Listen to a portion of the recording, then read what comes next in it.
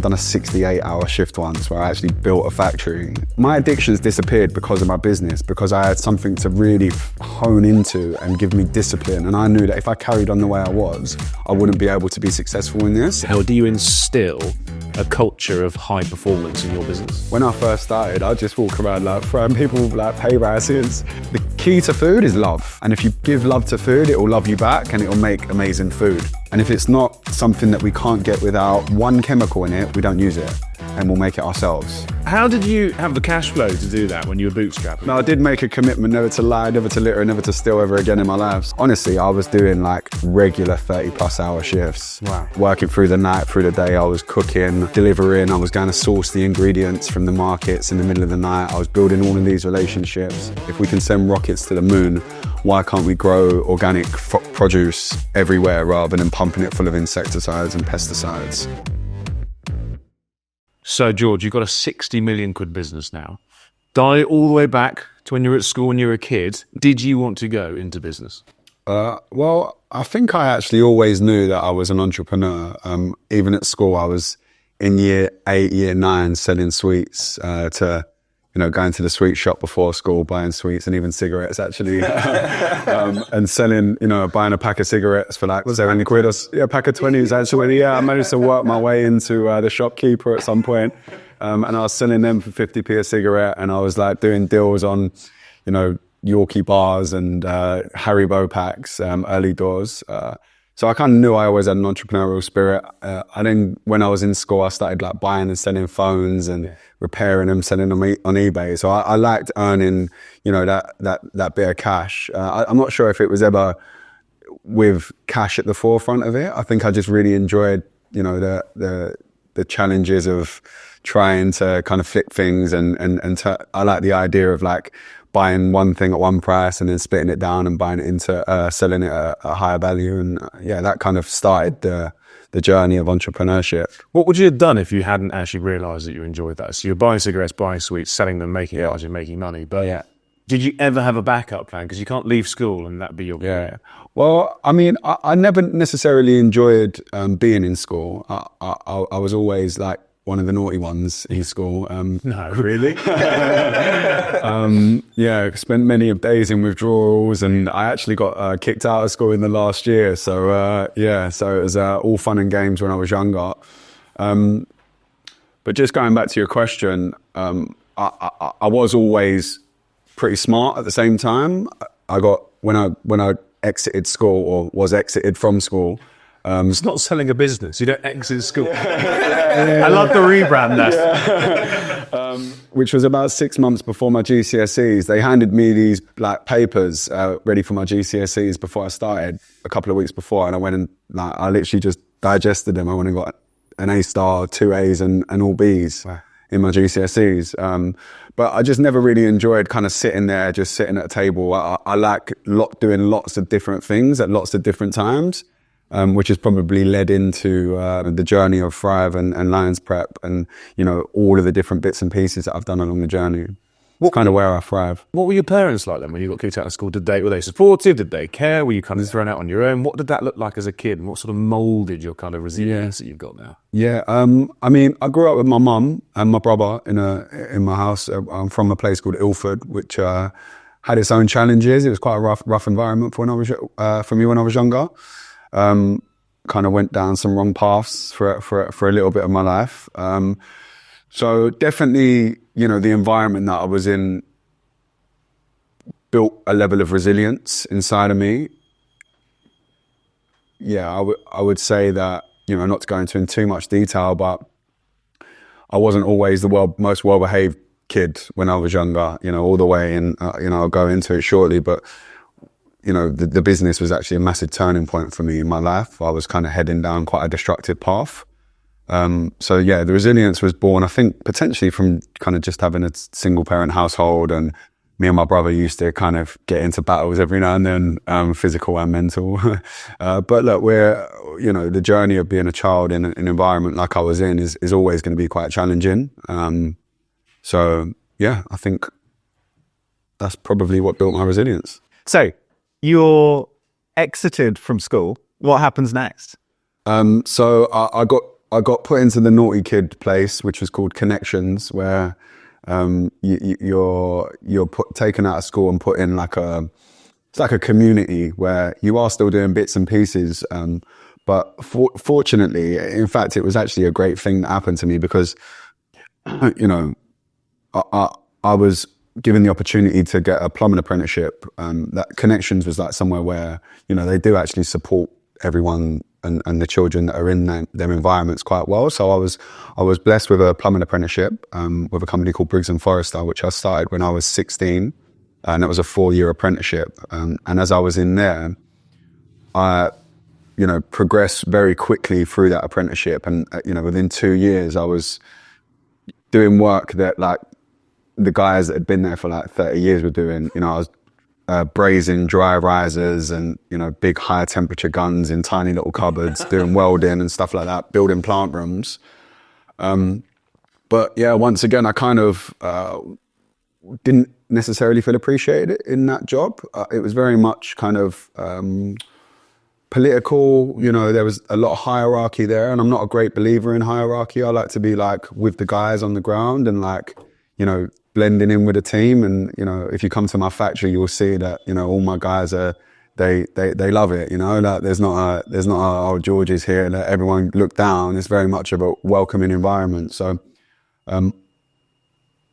yeah, two years into that, I kind of started having problems in that workplace. Just they weren't paying the money that I was earning, and little bits and pieces. I was on price work, and I'd get in earlier than everyone. I'd work through my lunch. I'd leave later than everyone, and I'd do like twice the amount of work for half the price, and they still weren't paying me. So, yeah, annoyingly, I had a few kind of blow ups with some of the management there about that, but I think I was building a reputation in the country as like the #1 apprentice. And I actually got chosen to do a high national curriculum in engineering from JNS, I think JRL or something, which was the apprenticeship scheme. I forgot what it was called now. But this was like on the 3rd or 4th year of my apprenticeship that I got chosen to do that. And it was either I'll stay in this company. They wouldn't give me an extra day off because they had a problem with me at that point, because I'd kind of, you know, I had a few arguments in the office about my money and stuff. So they wouldn't give me the additional day off to do that. So it'd mean that I'd have to do an additional day. And I decided not to. And I actually left that apprenticeship because, I just felt like underappreciated. And I knew that they didn't want me to succeed. And I'm one that always tries to break through barriers and, you know, through hard work, resilience, discipline. So yeah, I left Briggs and Forrester, which was the plumbing apprenticeship, and then that company, I forgot what it's called now, JBL, I think it was called, JLS or something like that. I think that's a band. Yeah, I know.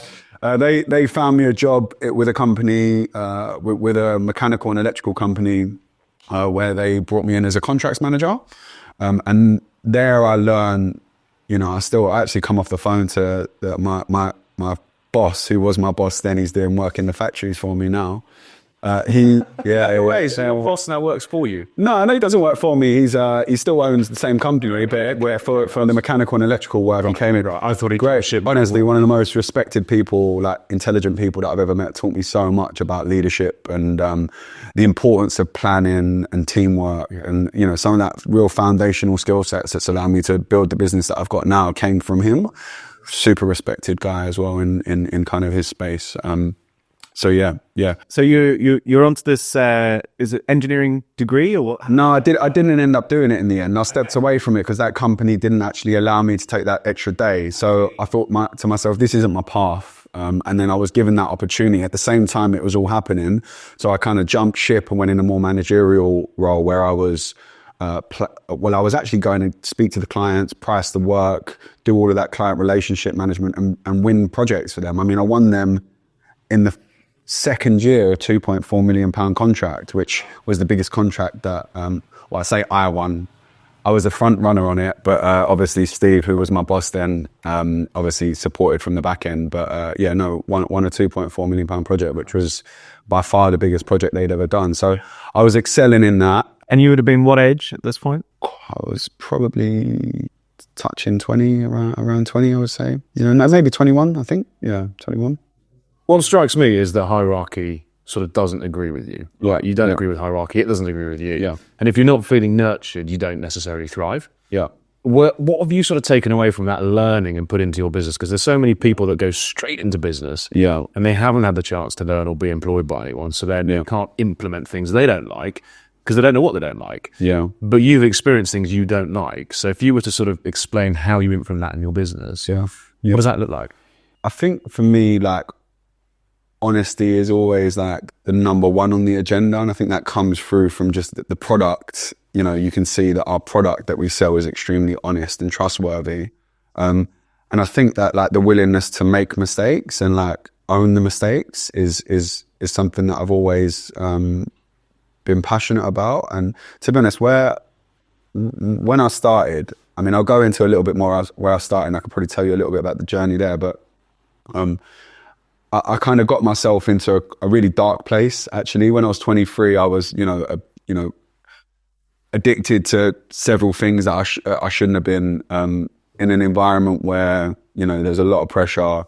It wasn't a positive environment, really negative environment. I was taking drugs, I was drinking too much, and kind of hit rock bottom at that point. So that humbled me to some respect, because I was, when you're at rock bottom, there's only one way to go. I went to a boot camp in Ibiza, basically, to get clean for like 7 days. And I went there and I met some really fantastic people. I met a guy called Steve, who's been like a big life mentor of mine, from not on a professional level, on a personal level, showed me God and all of the kind of right ways to live life. And yeah, I didn't necessarily grab it there and then, but like as the years have gone by, I've become like more closer to him and like closer to the beliefs that he was not inflicting on me, but showing me at them early stages of my business. But yeah, I went to a boot camp in Ibiza, and there was these two of my really good friends actually were talking about this girl that was cooking meal prep in Camden. She was like 7 years old. She was the front face of this company, and they were doing like 170 meals. And I didn't realize it then, but at that moment, but at that point, I'd met my first chef, who was actually at that boot camp. I met Steve, who's been that life mentor to me. And I was like in an environment of like born again Christians and like really well-respected people that had kind of done stuff with their life. And I'd never really experienced that. It was always kind of, growing up in an environment where there's like a lot of gangs and, like crazy things going on around me. So I'd never really had inspiration of like who I wanted to be. And I came back from Ibiza and kind of relapsed back into my old ways. And then within about 2 days, I remember laying on the sofa, and my two friends were back came to my apartment where I was staying, and they was talking about this girl again. And then bam, something in my body just like happened. And I tell this story, and I know now that that was God, and God come and grabbed me and just pulled me out of the situation I was in and gave me the new mission and purpose, which was Lions Prep, which has manifested itself into something far bigger and where I am today, which I can go into like the vision and the mission of the company a lot, and the purpose of the company. And then from that point, like to today, I've just given absolutely everything to this project. But going back to the question that you asked me about, what did I learn and how have I kind of implemented some of the stuff that I didn't like into my business? Yeah. I think that really humbled me, that whole experience there. My addictions disappeared because of my business, because I had something to really hone into and give me discipline. And I knew that if I carried on the way I was, I wouldn't be able to be successful in this. And it was like this new given purpose. So I just threw myself into it. And honestly, I was doing like regular 30+ hour shifts. Wow. Yeah, like working through the night, through the day. I was cooking, I was delivering, I was going to source the ingredients from the markets in the middle of the night. I was building all of these relationships. We was working out of some dingy little kitchen in Bethnal Green to start with, which was fun and games. I've got a few pictures where like the extraction just didn't work one point, and you'd like walk in and it was just like, the door was here and it would just be smoke and you would be able to see to the other end of the kitchen. So yeah, good times. And I think just that real raw, organic way of building a business has kind of continued to where I am today. It's like really honest, really trustworthy. The hierarchy thing, if I'm not willing to do it, why am I expecting someone else to do it? So I'm a very much someone that leads from the front. Yeah. You know, even last year I was on the production floor helping sort out shifts that were new when, you know, we was going through some difficulties operationally. You know, if someone called me today and said, look, there's an issue at the kitchen, I'd be the first person there to go and jump on the floor and work with the guys to kind of support them, but make them feel like, you know, I don't want anyone in that company to ever feel like, you know, it's being just pushed on them and yeah, there's a problem, well, you're just fixing it and that's just it. Like, I want to be the person that's the face that keeps morale up to show that from top to bottom, we're all invested into this company. And, you know, I've got about 320 to 330 people that work for me now.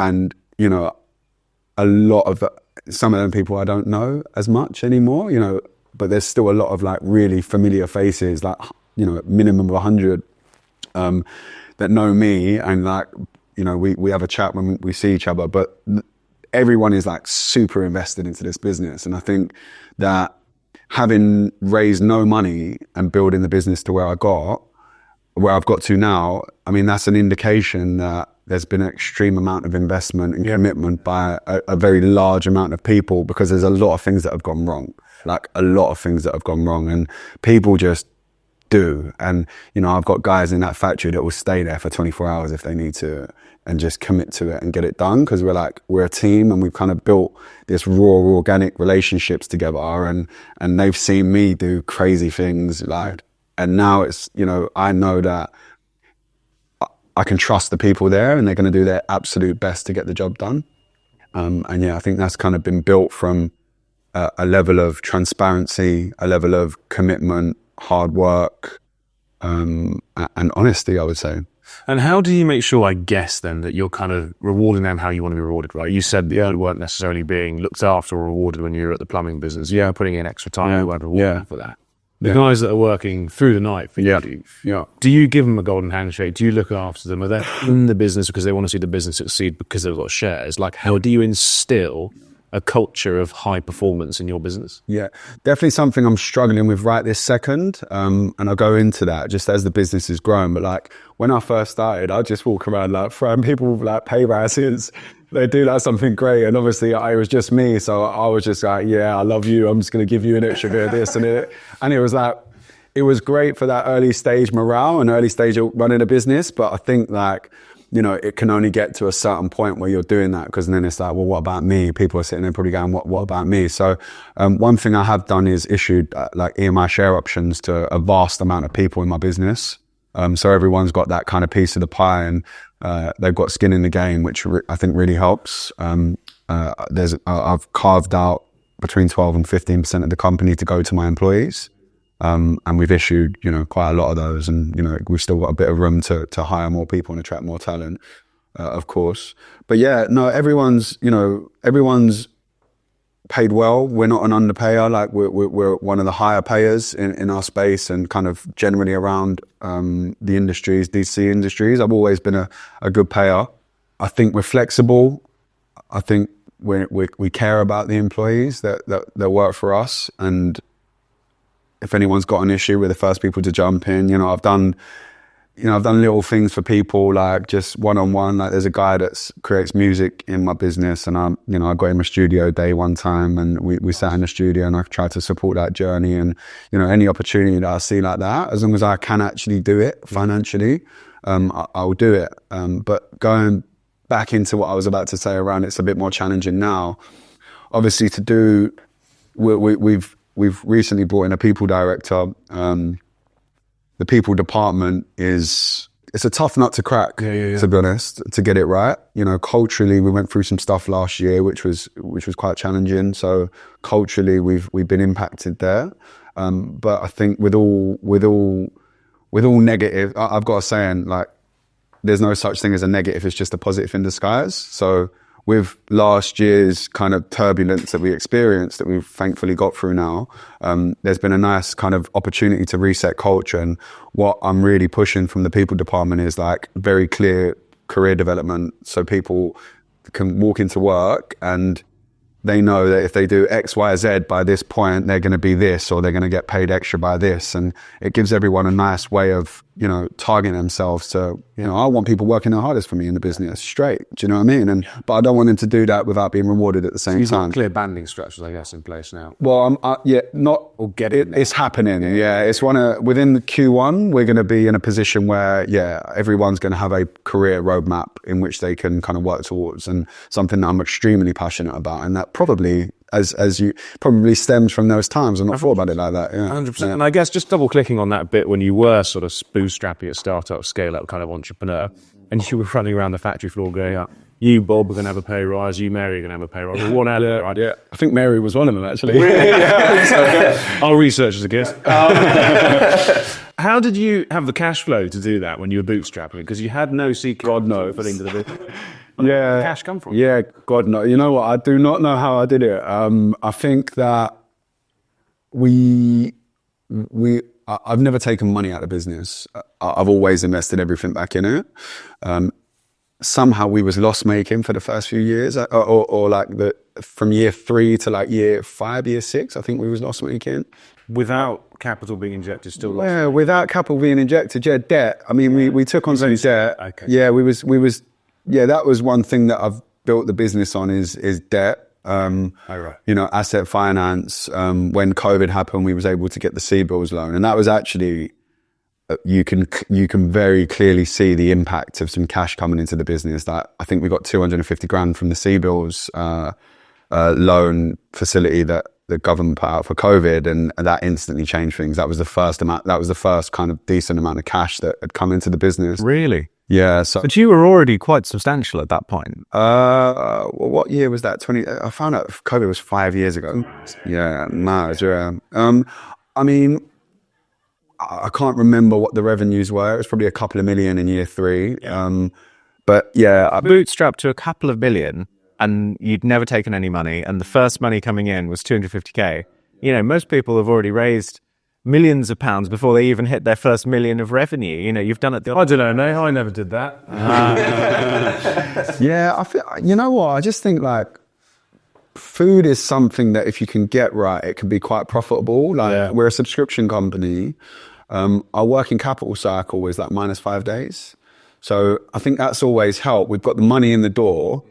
We've then paid for all of the produce to sell, and then we have 30-day payment terms on that. So you can kind of cash flow. We did cash flow it. When you start getting into kind of CapEx investments, investing into equipment and factory, obviously, if I'm continuously investing all of the gross margin into people and overheads, that CapEx investment becomes difficult. So early stages, I can kind of remember now, early stages, I was going down a scrapyard in Bermondsey, trying to find kitchen equipment, buying second-hand, third-hand grills and stuff like that. So, I think I just I was going to say beg, steal and borrow, but I didn't actually steal. I've got That was a previous life. Yeah, exactly. Yeah. No, I did make a commitment never to lie, never to litter, never to steal ever again in my life. So, so I kind of beg, stole and borrow without the stolen part my way through it. My mum lent me some cash, pretty much all of her life savings she lent me, which beautiful woman she is. She's been supporting me on the journey from the day one as well. She works for me now. She's the bookkeeper. Is she? No one better than your mum to manage the money coming in and out your. Absolutely, she cares more than anyone else in the world. I'm sure. Yeah, and she is. She's amazing. She's really committed her life to me. So I really appreciate that, and I can't wait to kind of just give it all back to her. Yeah, that's amazing. And so obviously you've had this amazing journey, to even just to founding the business. And you were telling us before we started rolling about people ripping you online for saying, you're this privileged guy, all of this kind of stuff. Do you want to just tell that story? Yeah. So I've just started getting in front of the camera a little bit more now. The last kind of 7-8 years, I've been building a big operation. So I've not necessarily had the mind, the headspace to be going to get on camera and going to be a bit more front facing. But yeah, recently the team's in a good place. So I've been able to start kind of turning outwards of the business and, doing podcasts like this and speaking a little bit more on camera. So no one's really seen me. We put an ad out, I think it was at the back end of last week, which is done phenomenally, by the way. It's the best ad we've actually launched, where I'm talking about the vision and the company and, what we're here to do, which I'd like to tell you a little bit more about. But in the comments, I'm trying to sit in these conversations, in these podcasts, trying to talk a bit prim and proper, really trying to sound quite professional, and it went the other way. So in the comments, there was people saying, "Who's this privileged guy talking like a roadman?" or trying to be a roadman or something like that. And you can see it's just like the funny comments. Some people are like, which is nice, it's like, I trust this guy more than I do kind of like the kind of government and the posh guys. You know, I saw one, it was like, this guy's from the road or this guy's from the ends, which I actually am, which is jokes. So yeah, no, I think it's quite unique to do what I've done. And I think people are going to be able to relate with this kind of story as I grow. And yeah, to be honest, I'm really here to just like, I really love humanity, and I really don't like what is happening to humanity, you know, specifically in my space with the food system, and, you know, all of the toxic chemicals that are implanted into our system. I mean, ultimately, if we can send rockets to the moon, why can't we grow organic produce, you know, everywhere rather than pumping it full of insecticides and pesticides, which is ultimately shouldn't be in our body. You're getting my passion coming out now. So the vision then of the business currently is the healthy part of it. Yeah, that's what stems that, right? That's what you want to instill in people. Yeah. So I said earlier about God coming to grab me out of that situation, and you know what that took me on was a path of Lions Prep, and Lions Prep was about, you know, I started in my apartment. I was cooking for 7 of my friends.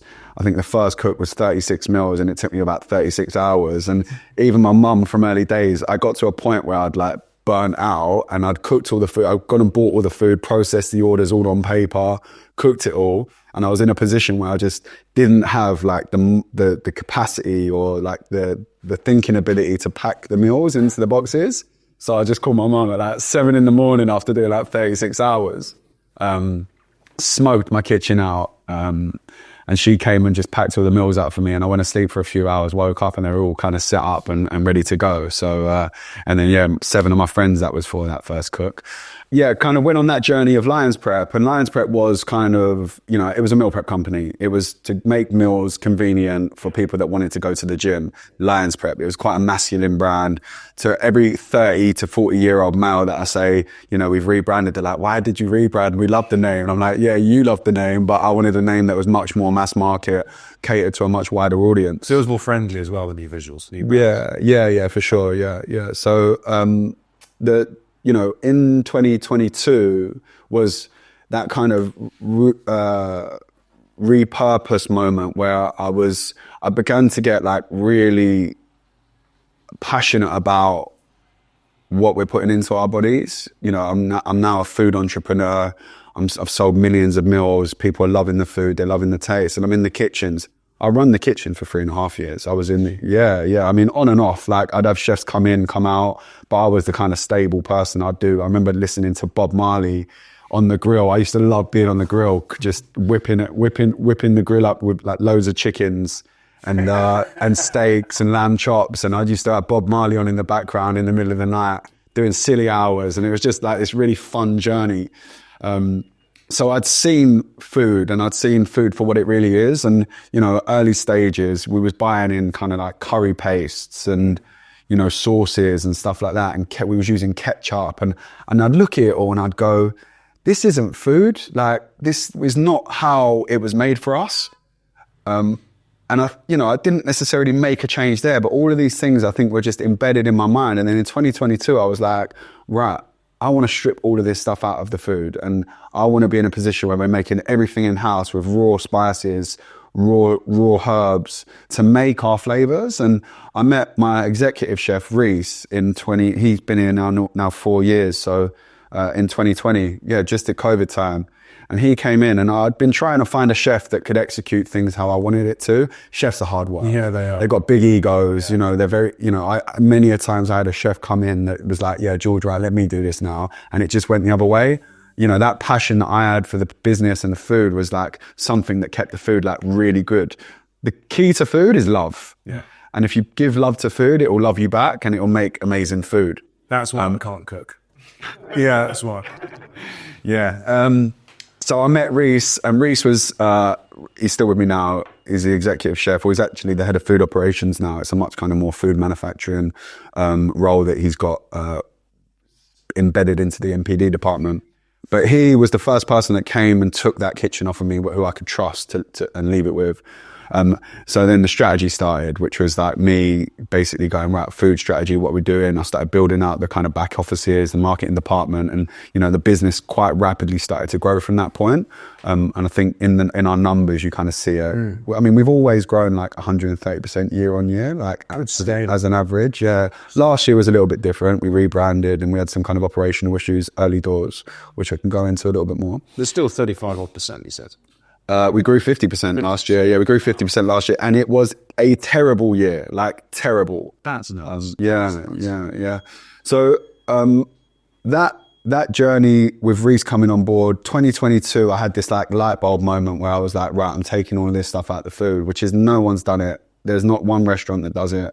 We're the first people. Not even one restaurant. Wow. Yeah, no, restaurants are, look, you know, I don't know that for a fact, right? But like generally you'll find in kitchens, and I've gone and done a lot of kitchens, like in service kitchens before. I've gone and done a lot of like voluntary shifts in service kitchens before. Yeah. You know, they're using refined sugar. They're using like bad quality ingredients that they're making taste nice through salt and butter and stuff like that. But generally, like, you know, the curry paste is still there. Yeah. These bits and pieces, they're still there. I mean, look, if you go, I'm sure if you go to like a restaurant that is like really focused on that, you'll find, and there are people that are really passionate and how I am about the food industry and their restaurants. I'm very much sure that they're making everything from scratch. But generally, like restaurants are, you know, we'll buy the. Well, I guess it saves time and cost, and you know, labor is so expensive here. So it's the path of least resistance.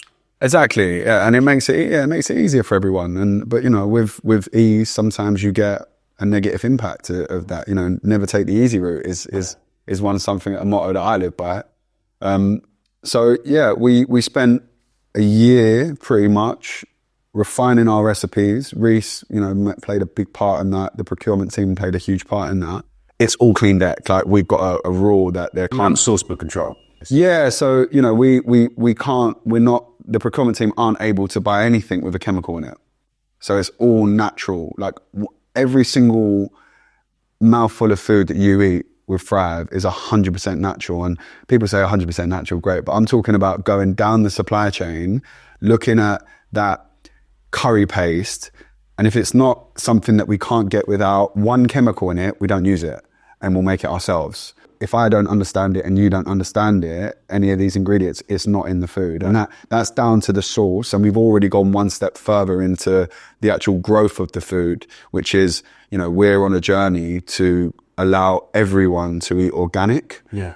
Because, you know, our conventional food that we all eat is sprayed full of insecticides and pesticides, which is killing our bodies. You know, if you look at the global health statistics, we're dying as humans. You know, cancer's 1 in 2 people.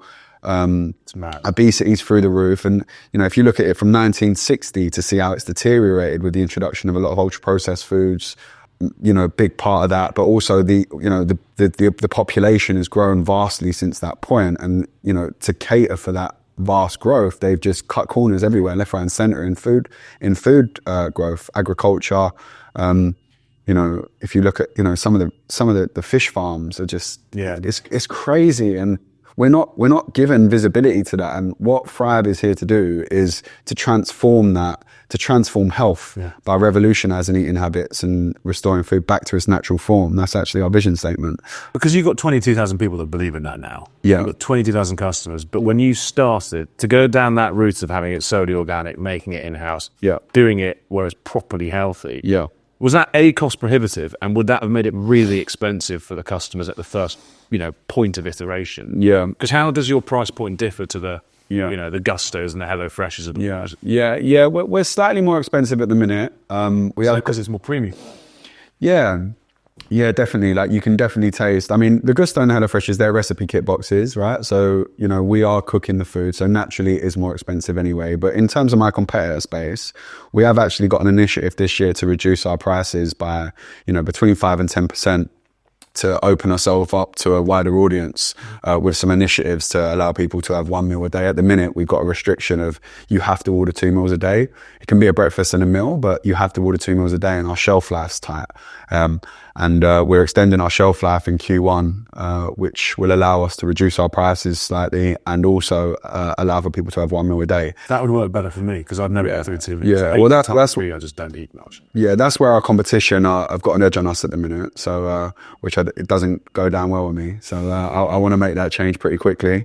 I think the quality of food in the space that we're in, like you can clearly see that like we're like streets ahead. I tried the product just before Christmas, and the food is actually excellent. Like I've tried those meal box things, and like the chicken turns up, and it's just like it's not good stuff, but Shriveled. Yeah, like it is really like not high quality food at all. But I really enjoyed it. I think it's great stuff. Because what's the price point for you guys?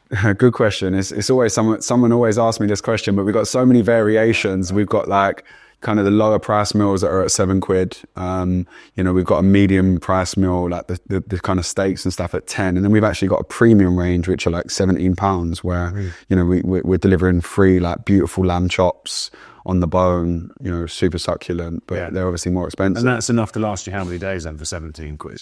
No, 17 quid there's a meal that is 17 quid. Yeah, but obviously the quality of the ingredients is like, one of them's a ribeye steak with asparagus and stuff like that. We're still significantly lower than what you'd buy that in a restaurant. It'd probably be like 30, 40 quid, and the quality wouldn't be there either. So the fact that you can literally produce all of the ingredients, cook all of the ingredients, get them to someone's house, all for £7 a meal. That seems almost impossible to me. Like, how on earth can you do that and also have high quality ingredients? Yeah, I mean, obviously we have a minimum order per box. So, that creates, from our COGS, a meal, as many meals as we can in a box is something that we're looking for to try and bring the price down of the cost of the delivery and the packaging. But we've also been given quite a lot of support. I think a lot of the partners that I work with, we've built really strong relationships from packaging companies and logistics companies, and they're actually supporting our journey as well. Google are now beginning to support our technology journey. I think a lot of people are believing in what we're doing. And I think people are kind of just sick of the food system, and starting to get real visibility and clarity as to what these things are doing. I mean, in the media alone, you're looking at a huge rise, and people like Chris Van Tulleken and stuff like that. They created the Ultra Processed People book, which is what I actually give out to all my staff when they join.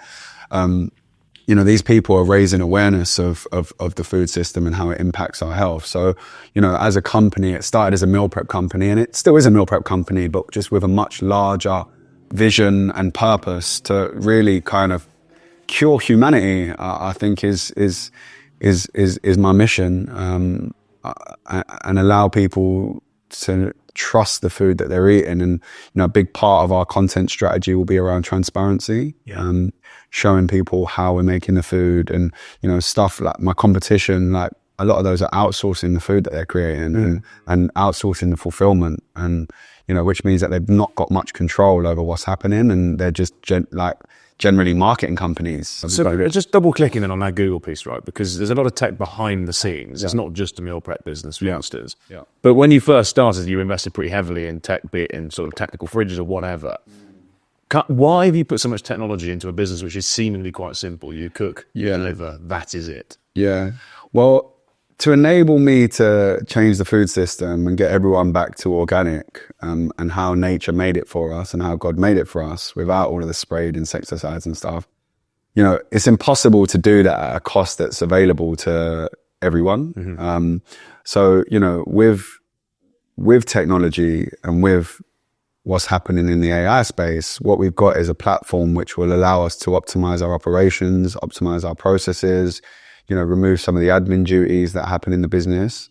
And with those savings from people, process and efficiencies, we'll be able to reinvest those savings back into the produce line and go on a journey of where we are currently at 30% organic, slowly invest further and further into produce without passing that cost on to customers to grow to 100% organic. And that's a journey. That's not going to happen overnight. That strategy is, we've got the next years of strategy, but realistically, this is going to be a 5 to 10 year strategy of becoming 100% organic, because ultimately the soils and the agriculture and the farmers are going to need to innovate at the same time. Our soils won't be able to do it at the minute. they're burdened soils now. You know, they've been sprayed with all of these chemicals for so long. They need time to revitalize. The soil is dead, right? Exactly, yeah. And England once had the best soil, and that's why the Vikings come here.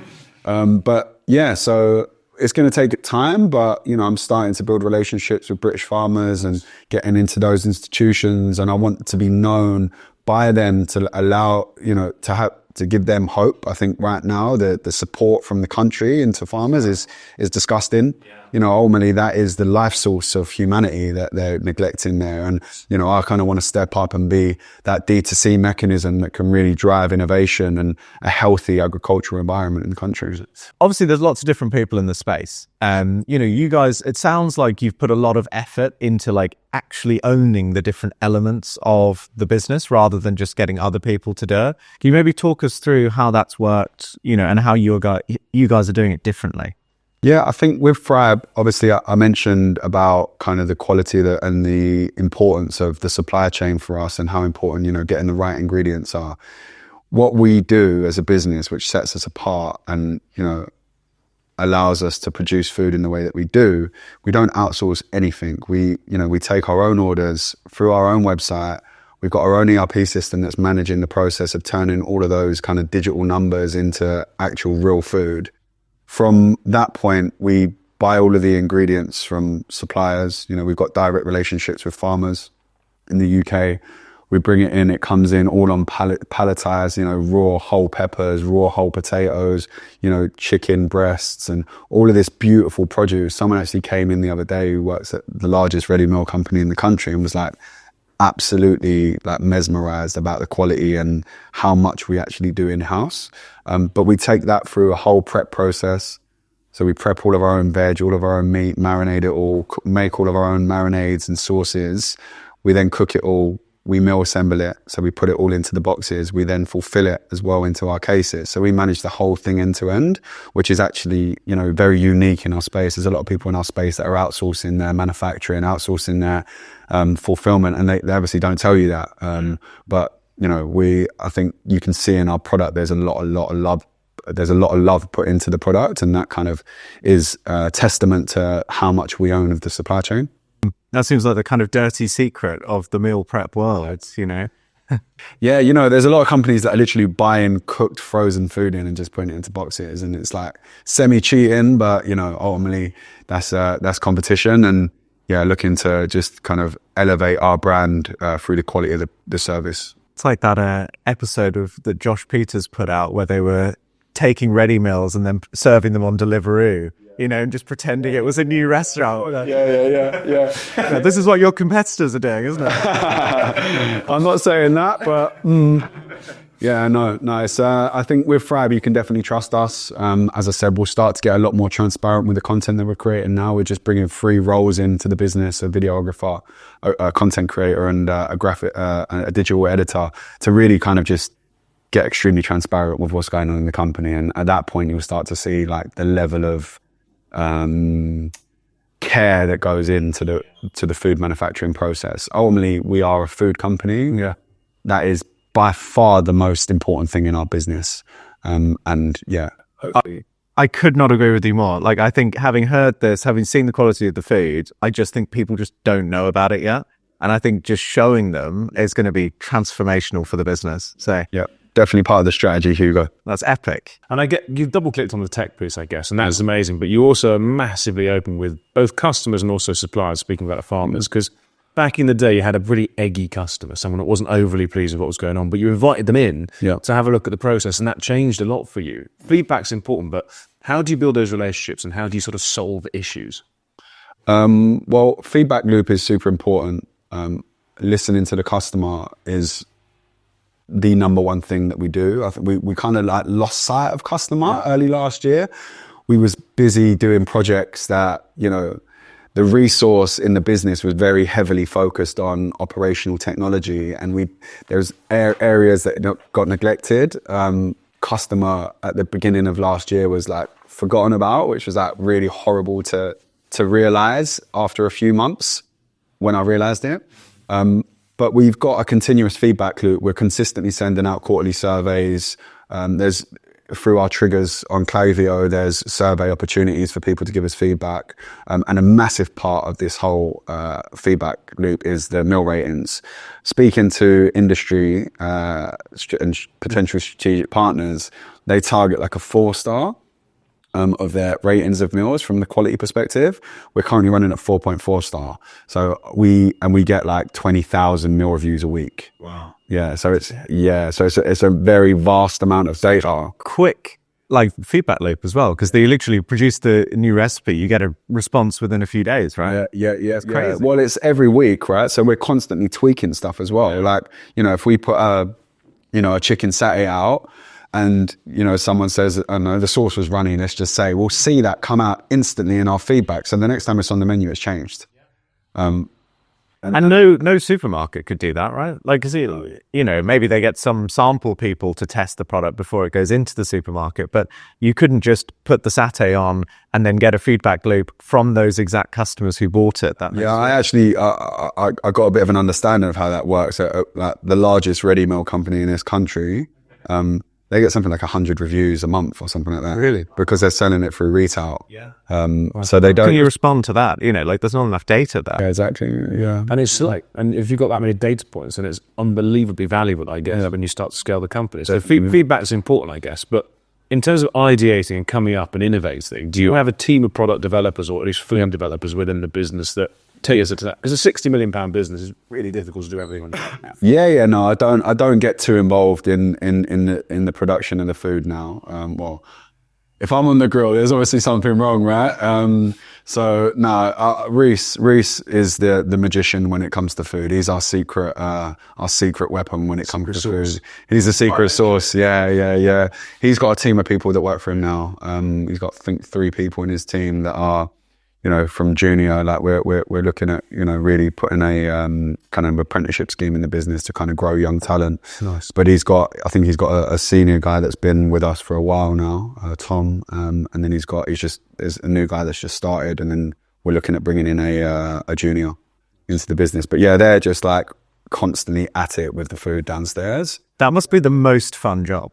Yeah, with fun new ideas every week. Yeah, I mean, we haven't got a big shiny MPD kitchen at this stage. It's very much like in the middle of everyone else. It is quite, the business isn't Rolls Royce at the minute. We've got it's a Toyota. We've got the equipment and the tools and everything to make it work. It's not shimmering gold, glimmering grills. It's what we need. But that's the difference between raising, hundreds of millions of pounds like some of your competitors have, and then they have I've seen there's a test kitchen in Shoreditch for I think it's Hello Fresh, and that must cost them 100 grand a week, and I think because you've had that constraint, it's forced you to be more scrappy but also build things right, and I'm still baffled that you've basically raised no money and built it to £60 million, and you own basically all of the business. Yeah. No, it's correct. I think, just going back to what you just said there, and something that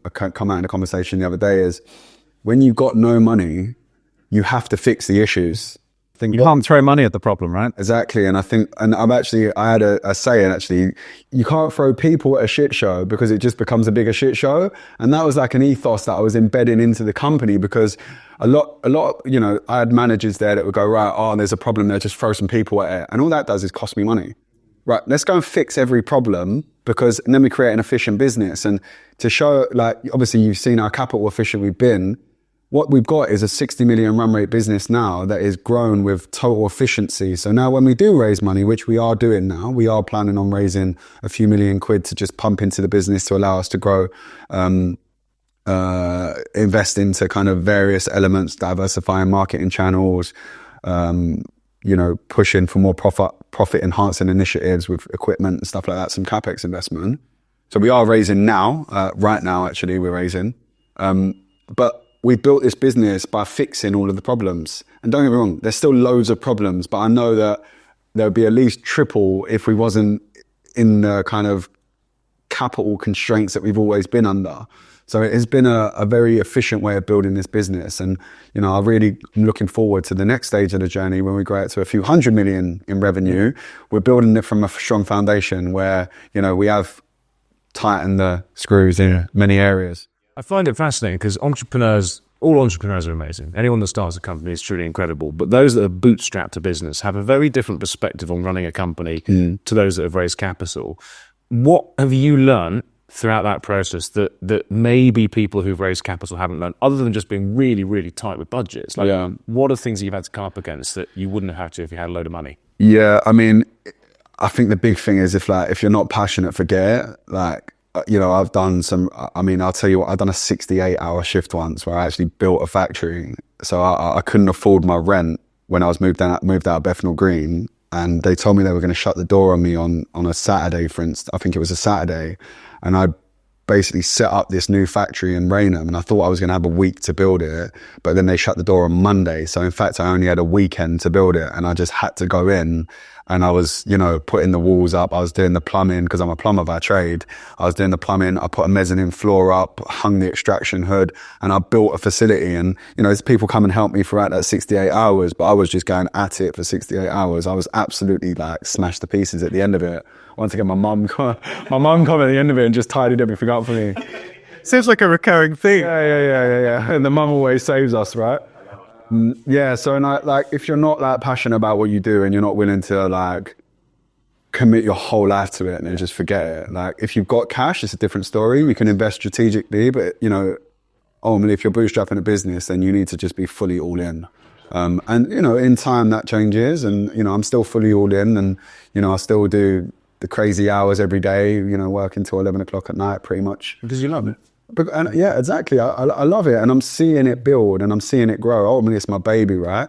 But very recently, I've just brought an executive leadership team in, and as I said earlier, I'm starting to be a bit more outwards facing. And once that team's embedded, I got Christian joining us in March. Christian Dapp, he's currently leading AG1's marketing in the UK. Amazingly. Yeah. So he's joining us.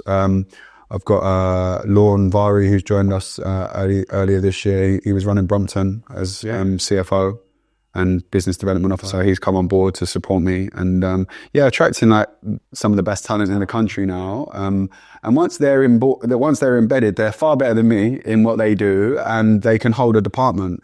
Up until the beginning of last year, it was pretty much me making all of the decisions.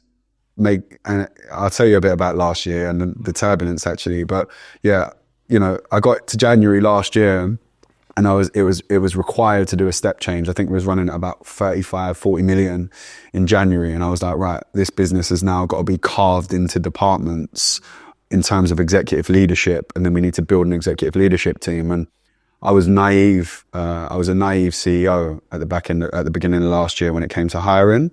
And a bit of advice that I've got for all entrepreneurs is take your hiring seriously, because it can go terribly wrong. And if you bring a person into the business got, a lot of control in terms of departmental control that are, pivoting, that are pivotal departments in strategy, and it's not right, you can come very unstuck. And I pretty much did that last year, and that naivety around hirings, once again, looking back at it from a positive lens, has been transformable for me as a leader.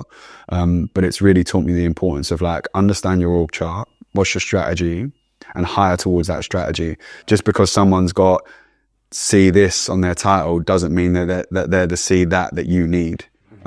Strategically, it makes a difference. And, some people have got, brand backgrounds rather than performance backgrounds in marketing. Some people have got operational backgrounds rather than kind of people management backgrounds in operations. And, those things are super important to understand what you need. And yeah, it got to a point in the business last year where I was touch and go, to be honest. Yeah. When you say touch and go, obviously measure twice, cut once with the hiring piece. Yeah. Super, super key. But touch and go on a 35 to 40 million pound business. People will be listening to this going, how? Yeah. You're printing money, you've got good cash flow. How is that touch? Yeah. So I built my overheads to take the business to 60 million revenue last year. Right. And I thought I'd built a team to do that. Pre the revenue, and I didn't have no funding, right? So, the money that I did make in 2023, I invested £3 million into refurbing our factory in Raynham. we took on a new factory to kind of open up the scale to grow into. And then I hired these kind of executive leaders in, and it just wasn't right. And they, you know, ultimately my business just started to crumble. And, you know, I stand back and I try and like give these people the space to turn it around, because I don't want to be too harsh. And I'm standing back and I'm going, oh shit, like this is going terribly wrong. How and long did you give them to try and fix it before you went, nah? Probably a couple of months, I would say, like. Through gritted teeth, or was that you genuinely wanted to fix it? Were you kind of like, I know what to do? I knew what to do. That's the annoying thing. Generally, as a founder, like being how obsessed I am with a business and exploring every single department, and I know I built I project managed the factory that we're in now, which was another whole story about making sure that you're working with the right strategic partners. It's all about people, and it's all about relationships, and it's also about all about, you know, the companies that you're working with to help you on your journey. And, you know, just don't jump into things, like really analyze it, try and get some rapport and some references from other people to understand. Most people are in it for cash, and I'm not in it for cash. I'm in it for doing what's right for humanity, you know, what is a good job, what's trustworthy, what's honest. But a lot of people aren't like that. And then as soon as someone's motivated solely by money, all they care about is how do we make money, right? And not about how do I do the best job for George, so he's on his journey and he's being empowered to do what he's doing for humanity. If it's super simple for you to make a load of money, you just cut out costs, make it really basic. Exactly. Just have a load of process units coming through. Yeah. That takes away what Frive is all about. Exactly, yeah. And we've always invested all of our gross margin into, you know, in lifting up our overheads to cater for the next stage of growth. And yeah, going back into it last year, we obviously rebranded as well. And like, so I had like loads of issues at the front end of last year, and me being me, I was in 2 feet, 2 feet in head first, you know, running at the speed of light. And then we rebranded, and, you know, that wasn't done well at all either. And let's go back to that, because it's an important point. Yeah. And I think, yeah, can you tell us, firstly, why did you decide to rebrand? And then how did the actual process go? You know, what are your learnings from that for other entrepreneurs who maybe started with the wrong brand for the long term? Because you were a big business when you rebranded, which is always a tough thing to do.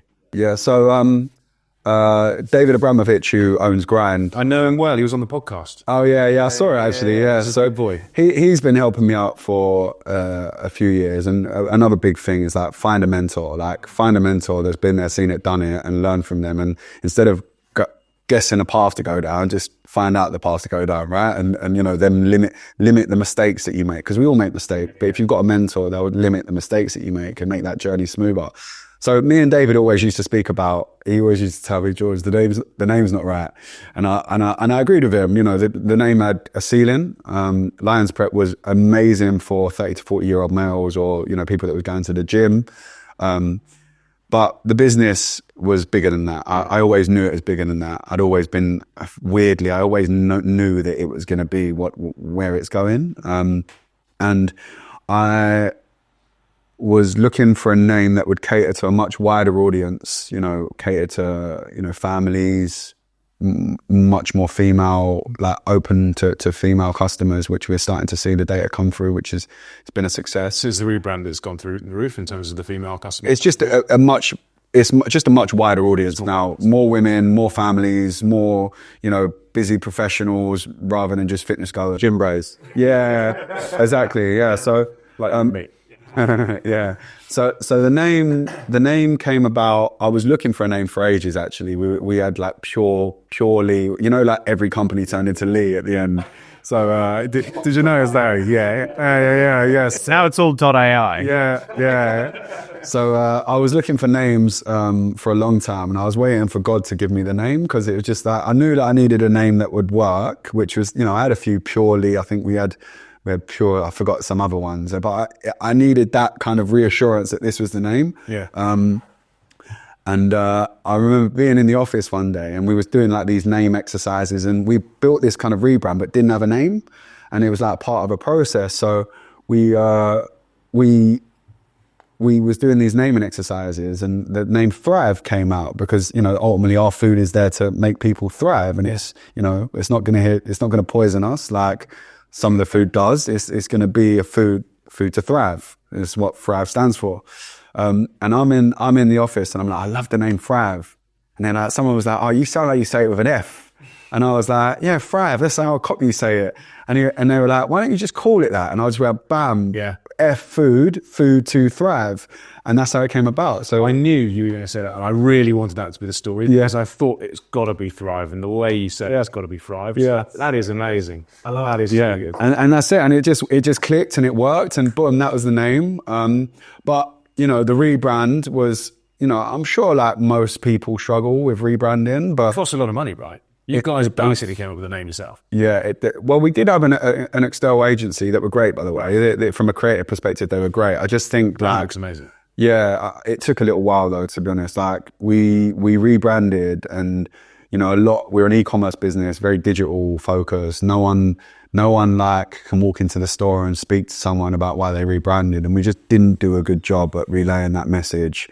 It was the brand had been catered to, like, it felt like mums. Right. I wasn't a part of the rebrand because of the issues that was happening on the front end of the year. I was kind of consumed in there.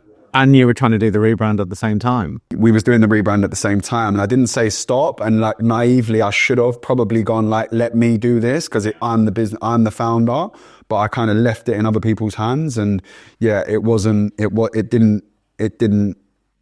executed as well as it should have done. It wasn't an absolute disaster, right? It was, we started to like nosedive a little bit as a business post rebrand. We had some operational issues that came around early stage of that rebrand as well. But we started to nosedive slightly, like bit by bit by bit. And, this is where I'm standing here and I'm going, right, I'm going to let it happen. All right. And then I just went in and was just like, right, everyone get out of the way. Like, we're sorting this out. And within 9 weeks, we increased revenue by 44% week on week. So what did you actually do? Because that is a tough thing to do. You've just changed the brand. You've effectively, like, you've changed who your target customer is overnight. Yeah. And the business is, nosediving. Like, how on earth did you turn the ship around so quick? So we've got an office in Canary Wharf, which is where all the marketing team are. I just went in there and realized very quickly that they'd forgot about customer. They took their eye off competition, and they were kind of like running around in circles.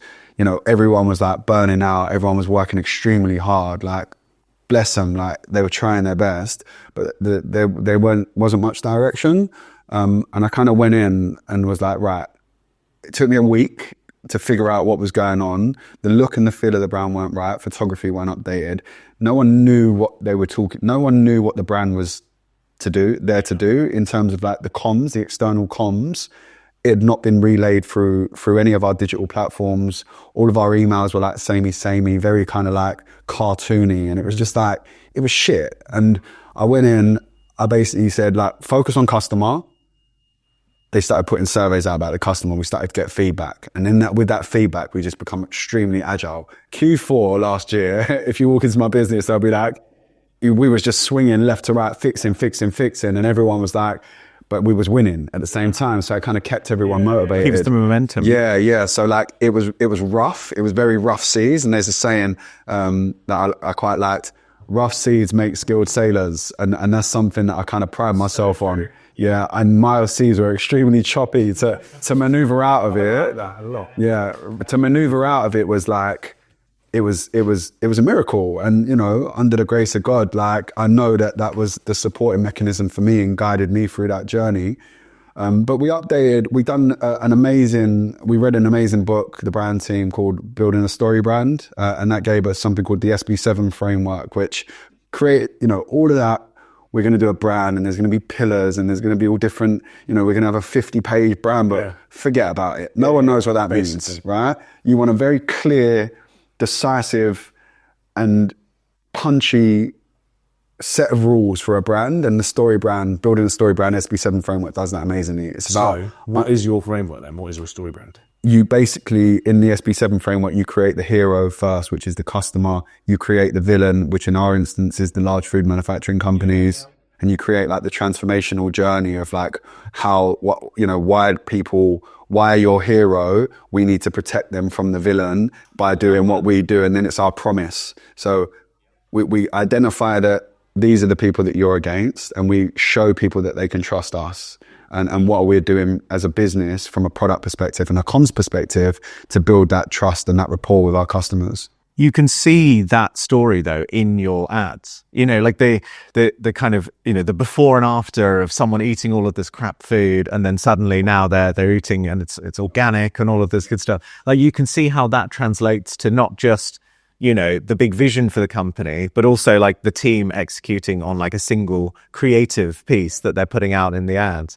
I think that's so interesting. I've never heard that framework, but I'm definitely going to apply that. Yeah, no, it's fantastic. And content is something that we've always we never got right. And like, there's a lot of investment going into content now to kind of do all that storytelling, because building a story brand is about, storytelling. And I think, any advice to entrepreneurs that are starting their business now is like, tell the story and just, build it's not something that I've done greatly yet, and I'm starting to do it now, but build a personal brand if you can, and tell the story of what the company's there to do. Who is your customer? Who is your hero? Who are they fighting against, and how are you going to help them? And tell that story consistently. It's marketing 101, isn't it? Educate, consider, decision. Yeah, that is the reality. But so many people forget the education piece. Yeah. And they just go straight to bottom of the phone, like, right, you guys need to buy now. And you can't thrust that down people's throats. Yeah, agreed. Yeah. Your marketing's great. The visuals are lovely. Like, we're being served it all the time in the last couple of weeks. It looks really, really incredible. You've turned the cannon to us just before you come onto the podcast. Good. What does that? What does Frive sort of stand for? What is your mission statement? What do you want to do? How can people sort of find out more about you guys, and how can they become a customer? Yeah, so Frive are here to revolutionize the food system. We're using the meal prep industry and the convenience of meal prep that saves, 7 hours a week on average, to create a convenient mechanism to allow us to go into the food system, and rid it from its toxicity. Ultimately, every mouthful that we put in our food that's conventional food, which is what everyone eats, and it's going to take some time to stop that, but you're ingesting, these harmful chemicals that are being sprayed on crops, and hormones that are being pumped into the animals, and the disease preventing chemicals that are being flooded in the seas that are in these farms, and the animals and the plants are ingesting this stuff, and then we're ingesting it, and ultimately it's hurting us as humans. This stuff shouldn't be in our body. No. So the goal for Frive is to restore food back to its natural form, how nature created it for us. We want to go back to the supply chain. I want to get into the vertical supply chain. There will be Frive farms at some point where it will be fully organic, and revolutionizing the food system. And but doing it in a way which is super convenient, tastes amazing. We're not going there, we're going to make this super healthy food, but it's going to be bland and boring. Like, if you try our food, some of them are perfection. They are such amazingly flavored food. The aromas that come from just opening the film once you come out of the microwave, it's like the flavors are there. So we've got the rest, we've got a product that is convenient, and it's a D2C mechanism that people love, and clearly they love it, right? But behind the scenes, our actual vision statement is to transform health by revolutionizing eating habits and restoring food back to its natural form. And, that's what underpins the company's ethos. When we're doing food creation and NPD strategies, it's all rooted in that ethos. And that ethos is spread across the company, and everyone knows what they're working for and working towards. And how do I buy Frive then? Where do I go? What do I do? Yeah, so it's solely an e-commerce brand at the minute. We are looking at different opportunities in more physical spaces, but solely digital at the minute. www.frive.co.uk. You'll see us on Instagram. We're just getting into YouTube. We're on TikTok. We're starting to get into kind of more physical advertising spaces now. But www.frive.co.uk. There's a really strong introductory discount for people to try the food. I really recommend reading the CRM and the emails that come after to kind of allow us to educate you on what we actually do and why we do it. But online subscription, can cancel anytime. You can pause at any time. There's no kind of, you're in a customer now, we're going to keep you forever. Like, totally flexible. I want people to love the brand and love what we're doing. And, ultimately, the more people join us and subscribe to us, the more power and resource we have to be able to invest into our vision, which is to create a healthier society. It's awesome. And just to kind of wrap up the episode today, obviously this is the most super inspiring story that you've got.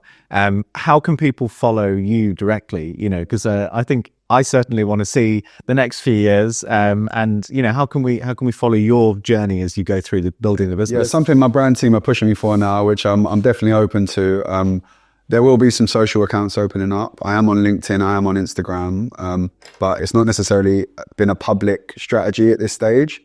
Now I've built the business, and you know, the team are there holistically across the board. We're able to continuously improve. I'm now able to step out and do more things like this, and grow the kind of personal brand side of what I'm doing. So you'll start to see more and more of me, as you saw me on some ads talking. That stuff's kicking in now, and yeah, I'm seeing it as a great opportunity to build faith and trust in the brand. And you know, ultimately, if it's from my voice, it's happening. So everything that I say, I truly mean. And yeah, you'll start to see more and more of me on digital platforms. It's amazing. As we see, you know, you going from the founder hustling all the way through to being, you know, truly a CEO and kind of looking at the horizon. I'm so excited to watch it all unfold. So well done. Thank you so much for coming on. Yeah. Cheers, George. Thank you, guys. Really appreciate it.